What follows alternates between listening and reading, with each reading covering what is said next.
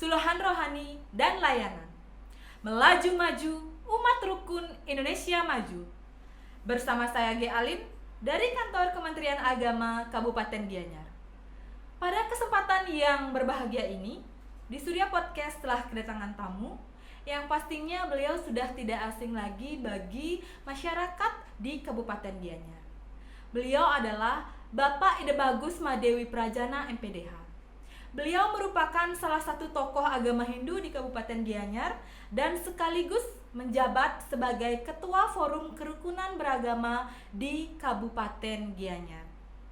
Baiklah sahabat religi, pada kesempatan kali ini di Surya Podcast akan membahas topik yang hangat sekali dan tentunya menarik. Sebentar lagi kita akan merayakan hari raya tersebut, yakni perayaan Hari Raya Saraswati. Baiklah sahabat religi, langsung saja kita sapa. Om Swastiastu, Bapak Ide Bagus. Punapi gatra nih, Baik. Nggih, asengkara selalu baik nggih dan rahayu. Terima kasih Bapak Ide Bagus karena sudah menyempatkan waktunya hadir kembali ke Surya Podcast pada hari ini. Tentunya kita akan berbincang-bincang dengan topik yang berbeda dengan sebelumnya. Baik, langsung saja. Sesuai yang kita ketahui secara bersama, ajaran agama Hindu itu tidak lepas dari aspek-aspek yang ada di dalamnya. Salah satunya ada aspek religiusitasnya, ada aspek teologisnya, dan aspek metodologinya. Mungkin sebagai pengantar awal, Bapak Ide Bagus bisa menjelaskan bagaimana esensi Hari Raya Saraswati tersebut menurut pandangan agama Hindu. Silahkan. Terima kasih. Berbicara tentang Hari Raya Saraswati pada khususnya, sesungguhnya itu sudah banyak sekali ya disampaikan di berbagai media, di berbagai kesempatan, di berbagai waktu. Jadi secara umum saya kira umat kita khususnya di Kabupaten Gianyar pasti sudah memahami tentang bagaimana Hari Raya Saraswati itu yang secara berkala dilaksanakan. Di sini mungkin saya memberikan pandangan atau pendapat dari perspektif yang lain dalam memahami esensi daripada Hari Raya Saraswati. Jadi secara umum diketahui Hari Raya Saraswati itu adalah suatu peringatan momentum di mana penghormatan kepada sosok Dewi yang kita sebut Dewi Saraswati sebagai simbol dari turunnya ilmu pengetahuan. Jadi ilmu pengetahuan ini menjadi suatu modal esensial pada kehidupan manusia, sangat penting sehingga ini dirayakan khusus pada hari-hari Saraswati ini. Jadi bentuk penghormatan pada Hari Raya Saraswati ini adalah dengan lebih ke memahami bagaimana kita bisa menyerap atau menggunakan ilmu pengetahuan sebagai senjata dalam kehidupan kita. Nah, di hari khusus ini kita bersama-sama untuk mengkhusyukkan diri, memanfaatkan momentum untuk mengkontemplasikan diri kita tentang pentingnya turunnya ilmu pengetahuan itu sendiri. Ya tentu Hari Raya Saraswati itu di Bali banyak sekali dikemas atau ditampilkan asal usulnya dari ada legenda, ada mitologi, dan semuanya itu bermuara pada satu titik, yaitu bagaimana pemahaman kita tentang pentingnya satu ilmu pengetahuan yang memang mengalir dari hulu ke hilir untuk kehidupan sepanjang aliran ini. Seperti itu sih esensi yang menurut pandangan saya. Berarti Toji menjelaskan tadi esensi Hari Raya Saraswati itu pada umumnya adalah pemujaan Dewi Saraswati, yakni turunnya ilmu pengetahuan. Ya. Nah, di mana ilmu pengetahuan itu berguna bagi insan manusia nih kata Toji sepanjang Mas Anggi. Nah, niki yang ada beberapa fenomena dalam masyarakat gitu aja nih. Nah, pikir dalam Hari Raya Saraswati tersebut ada yang memberitahukan apakah ini ke gugon tuon, apa dari dulu tidak ada hal yang belum mengungkap bagaimana ketika kita membaca? Hmm. Apakah boleh membaca di saat hari raya tersebut, Kintan Tuaji? Iya. Ya banyak sekali ya berkembang eh, semacam paradigma baru di kalangan masyarakat dalam hal pelaksanaan religinya atau ritual-ritual dalam Hari Raya Saraswati. Salah satu misalnya adalah tentang membaca tadi. Jadi sering juga ada semacam berkembang informasi dalam Hari Raya Saraswati tidak diizinkan umat itu untuk membaca. Yes. Ya, menurut pendapat saya itu hal yang mustahil kan. Bagaimana kita bisa tidak membaca di hari itu saat ada tulisan di mana-mana setiap kita bepergian seperti itu. Maksudnya tidak seperti itu.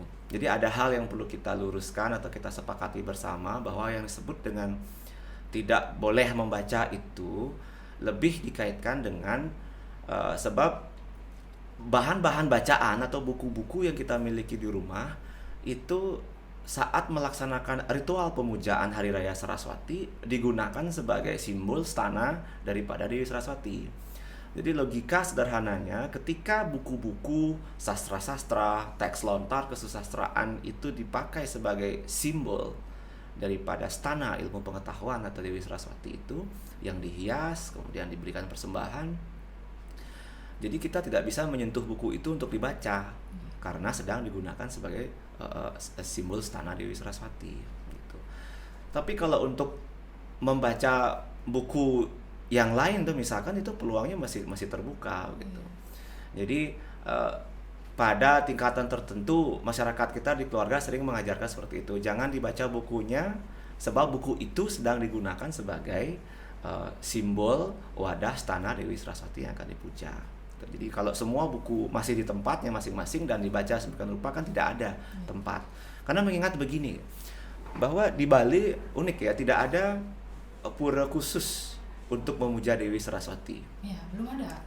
Ya, makanya kalau kita mengacu pada konsep Trimurti di desa adat, yang mana ada pura desa Balai Agung, pura Puseh, pura Dalam, pasti diikuti dengan pura-pura saktinya masing-masing. Misalkan Puseh saktinya Dewi Laksmi, pura khususnya ada di pura Ulun Cari seperti itu. Ada juga pemujaan Durga di Prajapati dan sebagainya. Tapi untuk Dewi Saraswati kita tidak memiliki pura khusus untuk beliau. Nah, itulah sebabnya karena kita memandang bahwa Dewi Saraswati ada di mana-mana, maka untuk memfokuskan energi pemujaan kita harus membuatkan dalam tanda kutip pura untuk beliau. Yaitu adalah buku-buku atau bahan-bahan bacaan. Kenapa harus buku dan bacaan? Karena itu source, sumber daripada ilmu pengetahuan untuk kita pelajari. Sebagai wujudnya itu digunakan sebagai stana, dan tentu saja saat kita sembahyang kita tidak bisa membaca. Ke sana arahnya. Berarti paradigma masyarakat yang bisa dibilang keliru nih ke Bapak Ide Bagus ini. Tadi sudah dijelaskan bahwa karena kita tidak mempunyai secara khusus pemujaan atau tempat memuja Dewi Saraswati tersebut, maka dari itu digunakan buku-buku, lontar-lontar yang kita upacarai secara sakral seperti Nike tadi. Berarti Nike penjelasan yang dari waktu ini dipertanyakan oleh masyarakat. Lanjut Haji. Nah, dalam Hari Raya Saraswati niki sudah pasti ada serangkaiannya nih kata ini. Yang paling utama niki saat selesai merayakan Hari Raya Saraswati niki wenten Hari Raya Banyu Pinaruh seperti yang kita lihat bersama pada saat Hari Raya Banyu Pinaruh niki warga umat Hindu khususnya berbondong-bondong enten Tu Haji ke pantai. Sebenarnya seperti apa nih ke pandangan Tu Haji? Apa sebenarnya maksudnya nih apakah kesana hanya sekedar berekreasi? Kenapa momentum Banyu Pinaruh ini digunakan untuk ke pantai kan tadi? Bagaimana ya, sulit sekali mengukur antara berritual dan berekreasi atau bahkan wisata spiritual seperti itu ya. Cuman sebelum ke sana mungkin dapat saya sampaikan bahwa munculnya Hari Raya Saraswati ini asal usulnya juga berangkat dari suatu proses. Ada proses, tidak ujug-ujug langsung ada muncul Hari Raya Saraswati. Ada dalam beberapa teks dalam Sundaregamo juga menjelaskan tentang bagaimana Saraswati tersebut. Kemudian ketika di hari Saraswatinya sudah muncul atau turunnya Sang Hyang Aji, yang artinya turunnya Aji itu bukan konteks ayah dalam bahasa Bali ya, tetapi lebih ke ilmu pengetahuan itu sendiri. Setelah turunnya pengetahuan, kemudian ada tindak lanjut berikutnya seperti yang Gia sampaikan tadi, ada rangkaian memang. Maka tidak berhenti ritual ini sampai di hari Sabtu itu saja, di hari Saraswati saja. Ada lanjutannya sampai ke Pagarosi, bahkan sampai ke Tumpak Landep di hari Sabtu minggu depannya gitu. Dan ini berkesinambungan, berkaitan satu sama lain. Jadi dalam rangkaian itu, begitu Sang Hyang Aji Saraswati turun, gitu saya coba analogikan dalam sebuah simbol-simbol. Ada sebuah ilmu turun, besoknya kita harus prepare atau persiapkan diri kita untuk menyambut ilmu ini turun. Nah, proses penyambutan ini dilaksanakan dengan cara penyucian, begitu maknanya. Membersihkan diri gitu. Ya, wadah. Diri kita anggap sebagai wadah, sebagai begitu ada muncul tetesan pengetahuan. Wadah ini harus siap untuk menerimanya. Nah, bentuk penerimaan kesiapannya ini adalah dengan menyucikan diri. Dan bentuk penyucian diri atau medius atau membersihkan atau menyucikan diri kita itu bentuknya bisa banyak. Salah satunya adalah datang ke pantai, seperti yang kayak tanyakan tadi. Karena nikah yang paling dominan, Bapak. Betul. Karena dalam keyakinan kita memang Dewa Waruna di pantai memang memiliki anugerah untuk membersihkan segala macam kekotoran.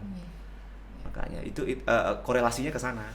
Karena Banyu Pinaruh adalah hari penyucian, mempersiapkan diri kita untuk menerima pengetahuan, maka masyarakat mohon kesucian ke pantai. Meskipun tidak harus pantai sih sebenarnya, ada ke mata air, ada ke tirta-tirta yang didoakan oleh Sulinggi, itu banyak. Tidak semua masyarakat kita ke pantai. Nah, sekarang berkenaan dengan ke pantai yang berbondong-bondong itu, seperti yang saya sampaikan tadi, tidak salah datang ke pantai karena sesuai dengan apa yang saya sampaikan, tetapi akan menjadi cenderung keliru ketika pelaksanaannya tidak sesuai dengan aturan pakem kesucian. Maaf, kadang-kadang yang tiang lihat umat yang berbondong-bondong ke pantai itu tidak tahu apa sih sebenarnya makna kita ke pantai. Seperti itu tadi Tuh Haji mengatakan rekreasi dengan upacara rangkaian Hari Saraswati itu suatu hal yang mungkin berkaitan gitu kan Tuh Haji. Ya, ini perlu diluruskan di masyarakat bahwa sekali lagi tidak salah mereka datang ke pantai karena mohon anugerah Tirta Kamandalu dari Dewa Waruna. Tetapi akan menjadi keliru ketika proses pelaksanaannya tidak tepat. Jadi sasarannya tidak masuk. Ibarat kata seperti botol yang tertutup rapat, masih kosong, ditenggelamkan di dasar lautan, dia tidak akan pernah terisi. Jadi meskipun di sekitarnya banyak ada air, dia tidak akan pernah terisi. Makanya ini perlu diketahui. Datanglah ke pantai pada kurang lebih sekitar sebelumnya terbit matahari, jam 4 atau jam 5. Kalau dikaitkan dengan ilmu biologi zaman sekarang, energi air ketika sudah kena panas teja matahari itu sudah berubah. Jadi sama seperti udara yang sejuk itu pagi-pagi kan gitu kayak air juga begitu kata Pacamahabutta. Jadi pagi-pagi sekitar jam 4 atau jam 5 dini hari sebelum Sang Baskara mulai muncul untuk mendapatkan energi yang benar. Kemudian kalau di pinggir pantainya ada pura, stana dari Hyang Baruna, kita sembahyang di sana. Ini perlu diketahui. Tidak ujug-ujug datang ke pantai langsung nyemplung, itu seperti yang saya analogikan tadi jadinya. Sembahyang, mohon izin, kemudian ngaturan canang. Barulah kita bisa menggelur busana dan kemudian melukat. Baru mendapatkan esensi daripada Banyu Pinaruh dalam penyucian itu. Kalau hanya sekedar ramai dengan keluarga, apalagi cenderung mohon maaf anak-anak muda kita dengan pasangannya malam hari, ini sangat berbahaya sekali menurut saya. Justru itu jauh daripada tujuan daripada Banyu Pinaruh itu sendiri. Gitu. Baik, sahabat religi, ini sudah terjawab. Bapak Ide Bagus sudah menjelaskan bagaimana paradigma yang dibilang keliru tadi sudah dijawab. Lanjut, Pak Ide Bagus. Tadi sudah berbicara tentang esensi. sekarang bagaimana aktualisasi dari perayaan Hari Raya Saraswati jika dilihat di lingkungan sekitar gitu Gi, yang merayakan hanya notabene dalam dunia pendidikan saja, siswa, mahasiswa, dosen dan guru. Seperti napi nih kepandangan Bapak sendiri? Nah itu juga pandangan yang keliru juga ya. Dari awal kita bicara bahwa esensi tadi adalah Hari Raya Saraswati ini adalah penghormatan dan pemujaan kepada Dewi Saraswati atas turunnya ilmu pengetahuan. Siapa yang memerlukan ilmu pengetahuan dalam konteks ini? Tentu saja adalah seluruh umat manusia. Hanya satu kekuatan manusia dalam Tribrahmana yang melebihi yang lain, adanya pikiran ya, ada idap, itu yang perlu diberdayakan.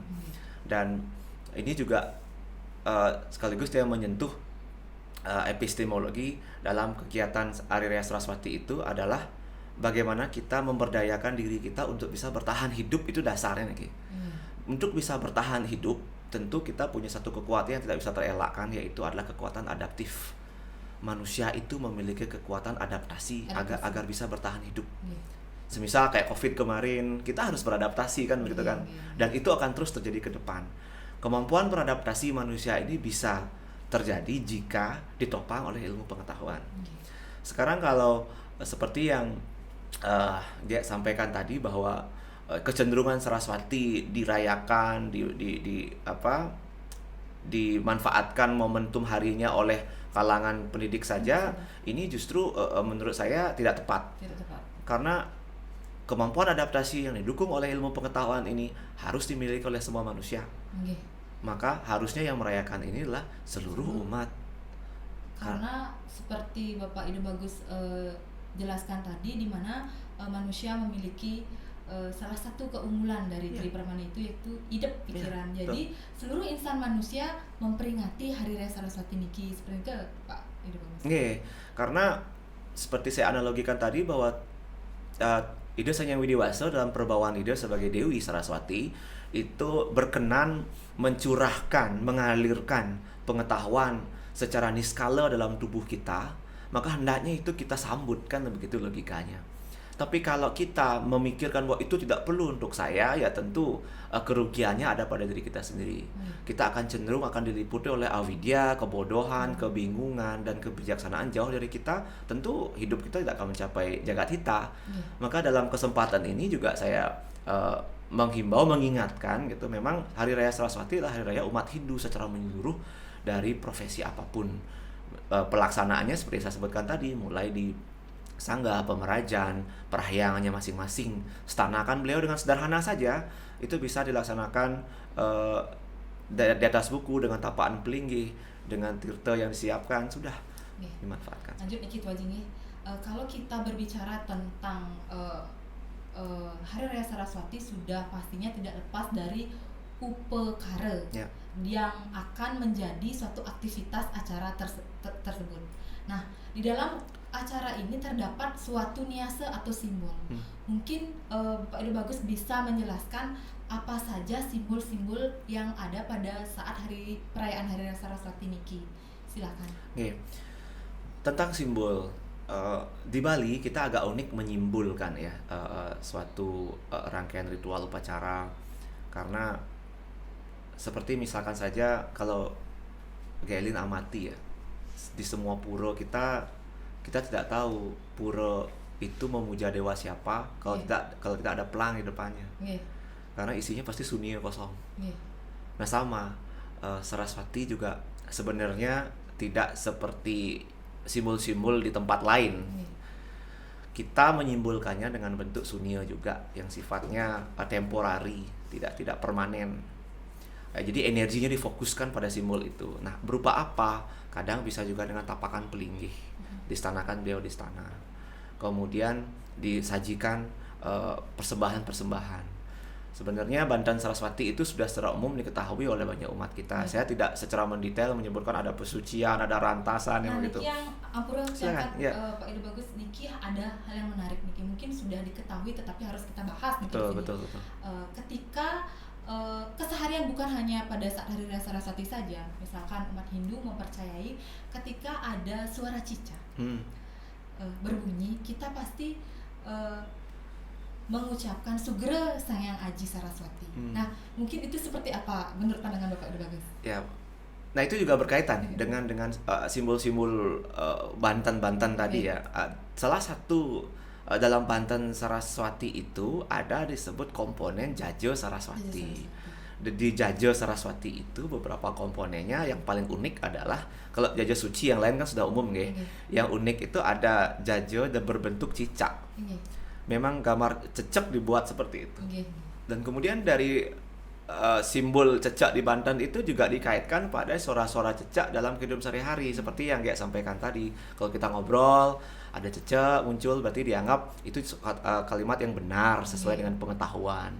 Nah, kalau saya bisa berpendapat tentang fenomena itu adalah begini. Di Bali kita memiliki suatu kepercayaan aksara-aksara suci yang menyimbolkan para dewata di dalamnya. Misalkan ada dasaksara, masing-masing dasaksara itu ada dewa di dalamnya yang memiliki energi khusus. Kemudian dari seluruh para dewata yang kita yakini di Bali itu memiliki aksaranya masing-masing. Dan aksara khusus untuk Dewi Saraswati itu adalah aksara gecek ini. Gecek. Ya. Penghidup dia. Misalkan seperti aksara U dikasih gecek jadinya ung. Hidup dia bergetar. Kemudian aksara A dikasih gecek jadinya ang. Begitupun om kare dikasih gecek atau bindu itu menjadi ong. Dia menghidupkan sama esensi daripada ilmu pengetahuan yang memberikan kehidupan. Jadi dia menghidupkan aksara. Jadi Dewi Saraswati menyentuh seluruh aksara sehingga hidup menjadi lebih bermakna dan beresensi. Nah, gecek ini atau kalau dalam Sanskrit bindu di Bali menjadi gecek aksaranya gitu. Kemudian menjadi berkembang di masyarakat menjadi cecek itu begitu. Seperti niki ya Pak Bagus. Ternyata seperti niki penjelasannya. Nah, ketika kita lihat masyarakat, umat kita terutama yang sudah melaksanakan, mungkin banyak yang sudah melaksanakan, tetapi niki hanya gugon tuon biar tidak hanya mula kita, tetapi di sini sudah dijawab oleh Bapak Ida Bagus dengan penjelasan yang sangat informatif sekali. Ya, pada titik tertentu saya setuju ada gugon tuon, tapi tidak semua dimensi pada tahapan karena setiap umat itu pasti memiliki tahapan dalam pendakian spiritualnya, mulai dari tahap awal, tahap menengah sampai tingkat tinggi. Tapi kalau gugon tuon diterapkan di semua lini juga tidak relevan. Nah, penjelasan saya tadi juga mungkin lebih cenderung ke tafsir dari teks-teks yang kami pernah amati begitu. Kembali lagi tentang cecek itu.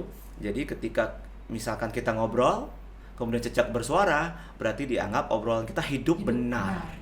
Itulah aksaranya Dewi Saraswati, disimbolkan dalam Banten seperti tadi begitu. Lagi sedikit nih gitu lagi. Terakhir. Bagaimana menurut Tuaji tentang mitologi Watu Gunung Runtuh yang dikaitkan dengan Hari Raya Saraswati niki? Apakah Watu Gunung Runtuh itu mempunyai pesan-pesan moral atau hanya kiasan cerita yang langsung dinikmati oleh masyarakat? Silakan. Terima kasih. Ini juga bahwa seperti yang saya sampaikan tadi tahapan atau level setiap individu dalam pendakian spiritual itu berbeda-beda. Ada yang begitu melihat kitab Rigveda langsung bisa memahami, ada yang perlu guru dan pendamping. Jadi dalam beragama kita di Hindu tidak bisa kita samaratakan seperti itu. Itu harus kita pahami karena berkenaan dengan karma wasana setiap orang. Nah, pada level-level tertentu itihasa menjadi sangat penting. Jadi memang transformasi atau pengubahan pemahaman dalam bentuk mentransfer pengetahuan kepada seseorang itu harus menggunakan media. Salah satu media adalah bentuk itihasa. Jadi seperti misalkan sebelum saya masuk ke inti pertanyaannya, kita ngobrol bahwa di itihasa misalkan Mahabharata adalah ensiklopedia manusia, itu kamus manusia. Jadi ketika kita melihat ada karakter seperti Sangkuni, itu tidak terjadi hanya pada masa itu.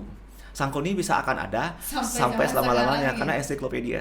Jadi ketika kita dalam kehidupan sehari-hari melihat karakter-karakter seperti Sangkuni, kita paham, oh dia seperti Sangkuni, cara hidupnya dia begini, cara mengalahkannya begini. Jadi itihasa itu adalah ensiklopedia. memberikan pemahaman kepada kita setiap karakter-karakter kehidupan. Begitu juga dalam cerita Watu Gunung ini, gitu konteks kita memahami. Iya sih. Dalam beberapa teks lontar menceritakan bagaimana ada cerita, ada Dewi Sinta punya anak Watu Gunung dan seterusnya, mengalahkan 30 sekian raja-raja yang akhirnya menjadi nama-nama wuku. Dari Sinta sampai Watu Gunung. Kemudian itu semua adalah bentuk sebuah proses itihasa, cerita yang tentu di dalamnya pasti mengandung makna-makna. Ini perlu dibedah ya, pemakna-pemakna lebih mendalam. Tapi yang perlu saya sampaikan bahwa bahasa Watu Gunung Runtuh itu artinya adalah hari di mana seorang raja yang diberi nama Watu Gunung mulai kalah kasor melawan Batara Wisnu. Ini memiliki makna simbolik bahwa disitulah ego manusia. Nah, di situ kita ambil kayak ego Mungkin, manusia tinggi. Ya. sedikit yang tentang Watu Gunung Runtuh niki kan bersifat sombong, ego. Betul. Pokoknya tidak arogan seperti Betul. itu. Kalau kita kaitkan dengan perayaan Hari Raya Saraswati itu kan turun ilmu pengetahuan. Kalau kita relevansikan di zaman sekarang ataupun seterusnya mungkin gitu aja nggih, bahwa ilmu pengetahuan itu tidak baik bagi orang yang mempunyai kesombongan gitu Betul, kan nggih. betul. Gitu aja nggih. Ya benar, tidak akan melekat pengetahuan itu.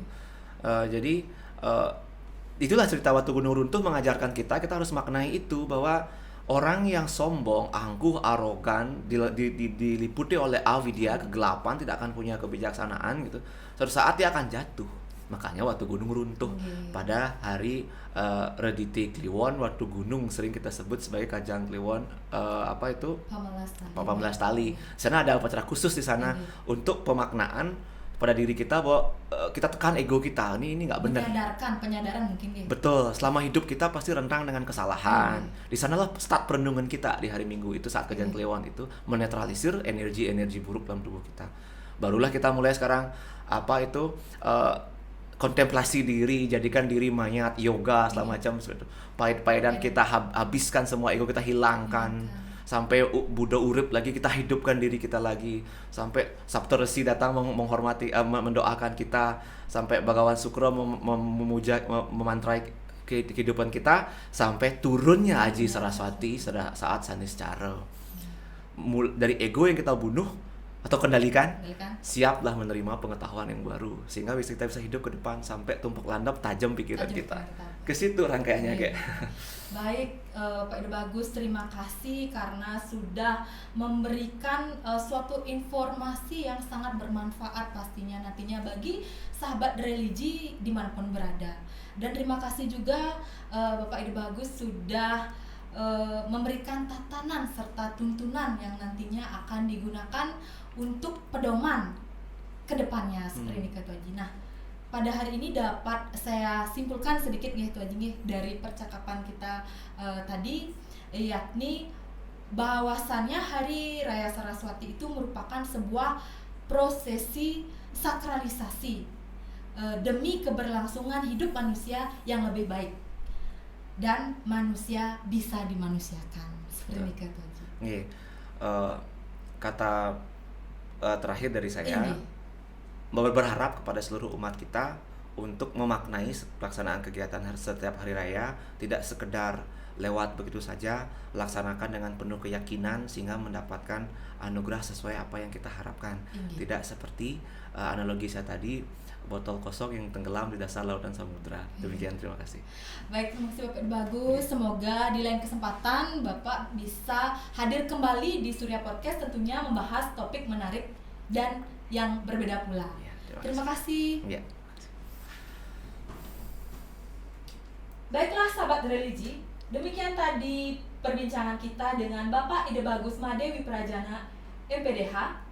Semoga apa yang sudah dijelaskan tadi dapat bermanfaat bagi sahabat religi dimanapun berada. Akhir kata, kami tutup dengan Parama Santi. Om Santi, Santi, Santi, Om.